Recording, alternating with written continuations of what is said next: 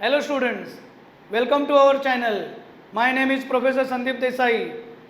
I am the proprietor of Shri Classes and this video is prepared for TY BCom students internal reconstruction topic. What is mean by internal?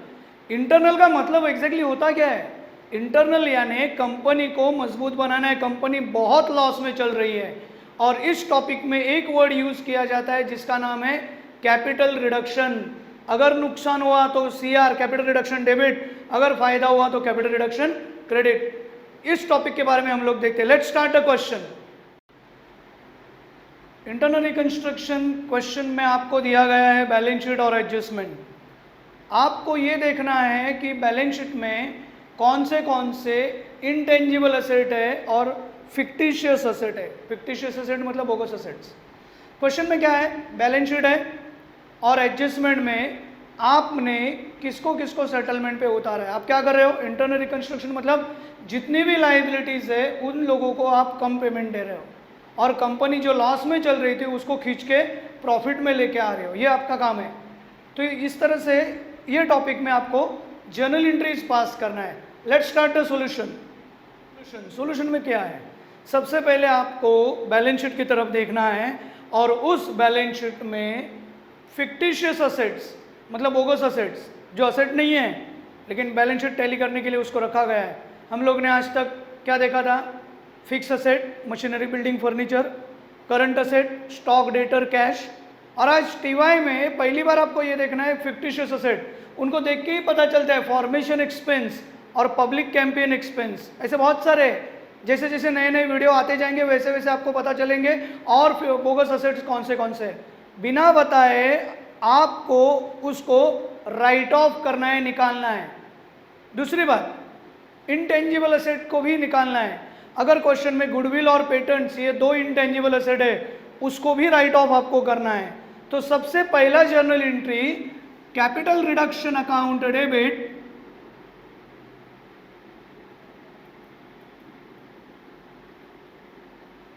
To formation expense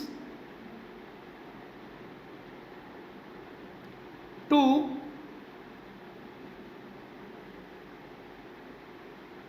publicity campaign expense 25,000 and 20,000. It become 45,000. Being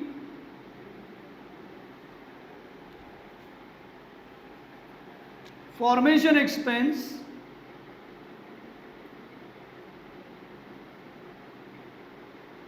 and publicity campaign expense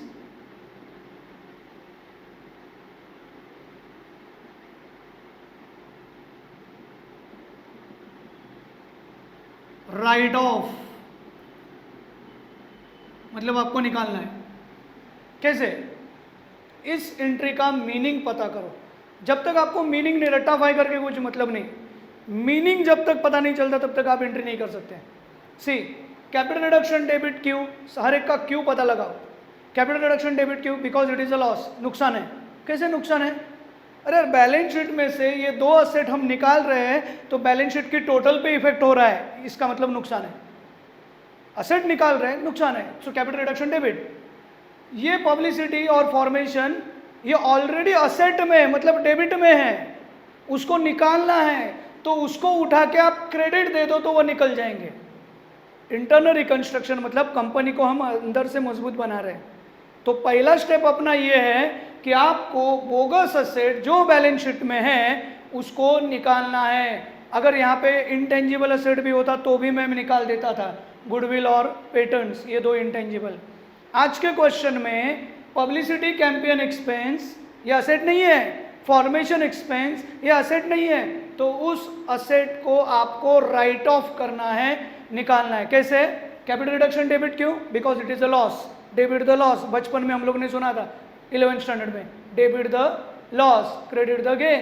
तो नुकसान capital, इस topic में एक ही word use करना है profit and loss की जगह पे, कैपिटल रिडक्शन अकाउंट. नुकसान हुआ तो भी कैपिटल रिडक्शन और फायदा हुआ तो भी कैपिटल रिडक्शन. तो कैपिटल रिडक्शन डेबिट क्योंकि नुकसान है और ये फॉर्मेशन और पब्लिसिटी क्रेडिट क्योंकि ऑलरेडी बैलेंस शीट में वो असेट में मतलब डेबिट साइड में. तो उसको उठा के क्रेडिट दे दो तो वो निकल जाएंगे। मतलब आपने क्या किया, फॉर्मेशन एक्सपेंस और पब्लिसिटी कैंपेन एक्सपेंस को राइट ऑफ कर दिया, निकाल दिया। This is the first entry. Now next what, let's start the adjustment. Adjustment में लिखा हुआ है equity share capital write down to ₹6। पहले आप बैलेंस शीट की तरफ मुड़िए और वहां पे देखिए कि इक्विटी शेयर कैपिटल 10 लाख रुपए है। तो सिनारियो क्या है, 1 लाख इक्विटी 10 रुपए के हिसाब से 10 लाख होता है। What is the number of shares, 10 lakh divide by 10 मतलब 1 लाख।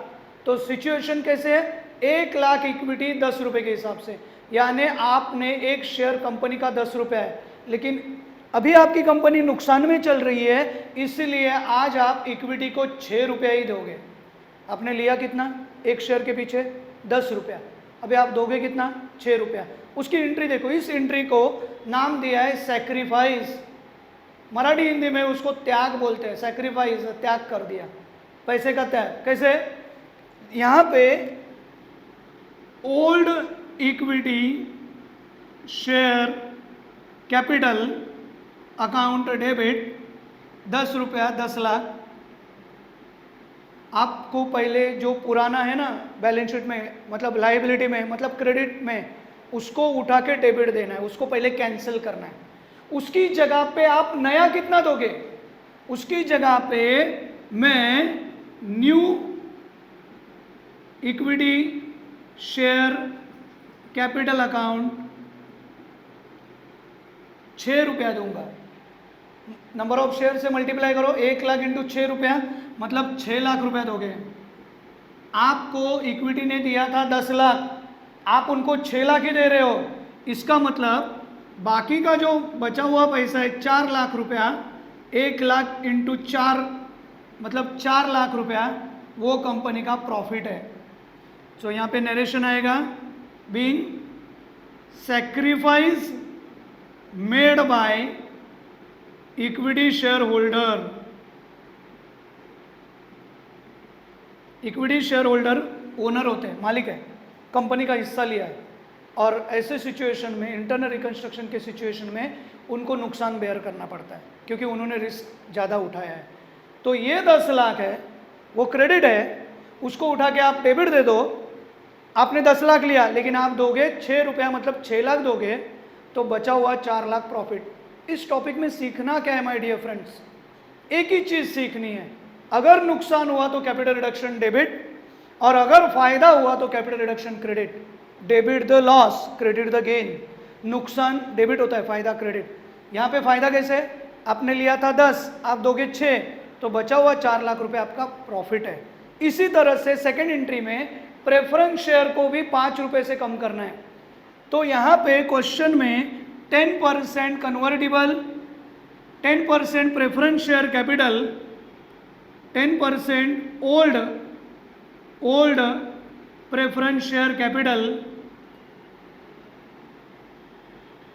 10 रुपए के हिसाब से 5 लाख है। तो सिचुएशन सिनारियो 50,000 इंटू 10 5 लाख। आप उसको न्यू 10% प्रेफरेंस, नए प्रेफरेंस शेयर दे रहे हो, मतलब आपको नई बैलेंस शीट में 5 रुपए के हिसाब से चाहिए, यानी 50,000 इंटू 5 मतलब 2.5 लाख। आपने लिया 5 लाख, आप दे रहे हो 2.5 लाख। इसका मतलब ये है इनका भी 2.5 लाख रुपया बचा हुआ कैपिटल रिडक्शन में ट्रांसफर होगा। यहाँ पे कंपनी को फायदा हुआ, जहाँ पे 5 लाख देना था पुराना कैंसिल किया, उसकी जगह पे आप 2.5 लाख दोगे, मतलब नए बैलेंस शीट में 2.5 लाख प्रेफरेंस आएगा और बचा हुआ 2.5 लाख कैपिटल रिडक्शन में जाएगा। This is a profit to the company, that's why capital reduction it is credited. Credit the gain, फायदा हमेशा क्रेडिट होता है। इस टॉपिक में यही करना है, अगर फायदा हुआ तो क्रेडिट, अगर नुकसान हुआ तो डेबिट। यानी यहाँ पे 10% प्रेफरेंस शेयर होल्डर ने सैक्रिफाइस किया,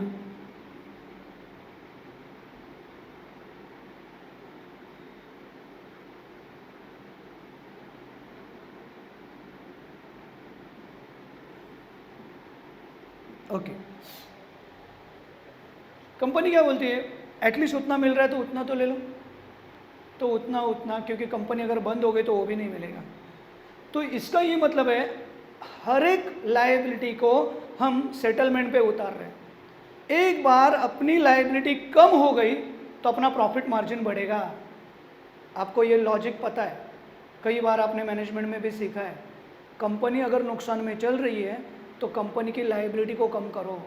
जैसे लायबिलिटी कम होती है वैसे प्रॉफिट मार्जिन बढ़ता है। एक बार कंपनी प्रॉफिट में आ गई तो फिर कोई टेंशन नहीं, फिर आगे जाके कमाना है। इसका ये मतलब है आपको एक ही लॉजिक यूज करना है कि कंपनी की लायबिलिटी को सेटलमेंट पे उतारना है। नेक्स्ट क्वेश्चन एंट्री है, कन्वर्टिबल डिबेंचर को आपने 10% डिबेंचर दिए और बचा हुआ कैश दिया। इसमें प्रॉफिट नहीं हुआ, डिबेंचर आउटसाइडर है, उनको पूरा पेमेंट देने के लिए इस क्वेश्चन में कहा गया है। तो आपको क्या करना है, 10% कन्वर्टिबल डिबेंचर 100 रुपए के हिसाब से क्वेश्चन में 4 लाख दिया है। क्रेडिट वॉज गोज आउट, पहले पुराना कैंसिल करो, उसके बाद आप उनको 10% डिबेंचर दे रहे हो 50 रुपए के हिसाब से, यानी आप 2 लाख रुपए दे रहे हो। रिमेनिंग अमाउंट आपने कहा है क्वेश्चन में कि आप कैश के तौर पे दोगे। क्रेडिट वॉज गोज आउट, जहां पे 4 लाख था वहां पे आपने आधा पैसा डिबेंचर को डिबेंचर दिया, कन्वर्टिबल डिबेंचर को सिंपल डिबेंचर दिए और बचा हुआ 2 लाख को आपने कैश पेमेंट किया है। Being payment made to 10% convertible debenture by paying 10% debenture and cash.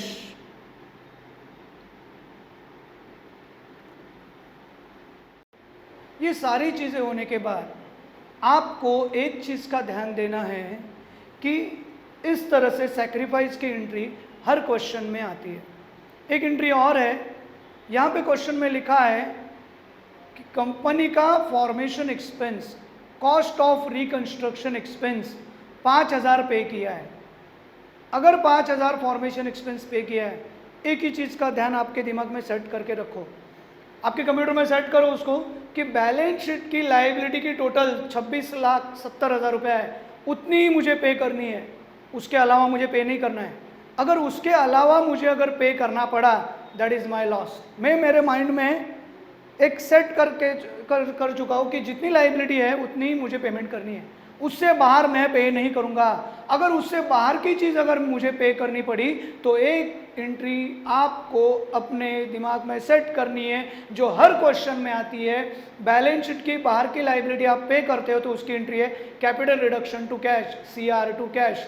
क्यों कैपिटल रिडक्शन डेबिट? क्यों? Because it is a loss. और कैश क्यों? क्योंकि मेरा पैसा जा रहा है। वो अगर बंदा कोर्ट से ऑर्डर लेके आ रहा है, यार बोले आपको देना पड़ेगा, आपने उसको बैलेंस शीट के बाहर रखा है, मैं उसको दूंगा ही नहीं, लेकिन आपको अगर देना पड़ा पैसा तो आपका नुकसान है। वो भले वो 5000 का बोल रहे हैं 2500 दे दो, तो भी आपका 2500 एक्स्ट्रा गया। आपको 2500 की एंट्री मारनी है, 5000 की नहीं। एक बात ध्यान रखो, बैलेंस शीट की बाहर की एंट्री, जैसे इस क्वेश्चन में लिखा है cost of reconstruction expense 5000 paid, तो आपको एंट्री करनी है यहाँ पे capital reduction account debit to cash, क्योंकि ये cost of reconstruction balance sheet की लायबिलिटी साइड में नहीं है, वो एडजस्टमेंट में है। तो cost of reconstruction balance sheet की लायबिलिटी में नहीं है, ऐसा लिखा आउटस्टैंडिंग कॉस्ट ऑफ रिकंस्ट्रक्शन नहीं, एडजस्टमेंट में है, तो उसको आपको पे करना पड़ेगा। तो कैपिटल रिडक्शन डेबिट क्यों? Because it is a loss. Cash credit क्यों? क्योंकि मेरा पैसा जा रहा है। यानी बैलेंस शीट की बाहर की लायबिलिटी, समझो कल अगर ऐसा आ गया outstanding rent paid, balance sheet के अंदर आउटस्टैंडिंग रेंट है ही नहीं, तो आपको एंट्री करना है capital reduction to cash. Balance sheet के अंदर की लायबिलिटी अगर बोल रही है 100 रुपये की जगह पे तू 50 दे, तो आप बोलोगे यार प्रॉफिट हो गया। लेकिन बैलेंस शीट की बाहर की लायबिलिटी अगर बोल रही है 100 रुपये का 50 दे, आप बोलेगा खाली फुकट उसको देना पड़ा। यानी बैलेंस शीट की बाहर की चीज़ आप पे करते हो तो CR टू कैश। नरेशन में आप लिखोगे being cost of reconstruction expense paid. सारी एंट्रीज खत्म होने के बाद आपको एक चीज और करनी है, एक रफ में कैपिटल रिडक्शन अकाउंट ओपन करना है।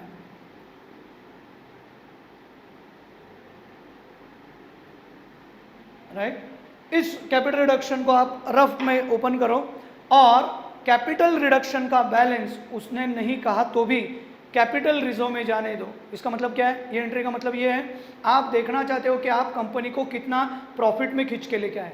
जैसे कि कैपिटल रिडक्शन अगर डेबिट है तो डेबिट साइड में सिर्फ अमाउंट लिखो 45। कैपिटल रिडक्शन अगर क्रेडिट है तो क्रेडिट में 4 लाख। कैपिटल रिडक्शन क्रेडिट है तो क्रेडिट में 2.5 लाख। कैपिटल रिडक्शन अगर डेबिट है तो डेबिट में 5,000। इस तरह से जो कैपिटल रिडक्शन जर्नल एंट्री में डेबिट है वो डेबिट में लिखा है, जर्नल एंट्री में क्रेडिट है वो क्रेडिट में लिखा है लेजर में, ये लेजर है। और आप यहाँ पे 6.5 लाख और यहाँ पे 50,000 माइनस होने के बाद आपका बैलेंस बचेगा 6 लाख एंड ये 6 लाख रुपया आप कैपिटल रिजर्व में ट्रांसफर करोगे। तो जर्नल एंट्री बनेगी capital reduction account debit to capital reserve 6 lakh being balance in capital reduction transfer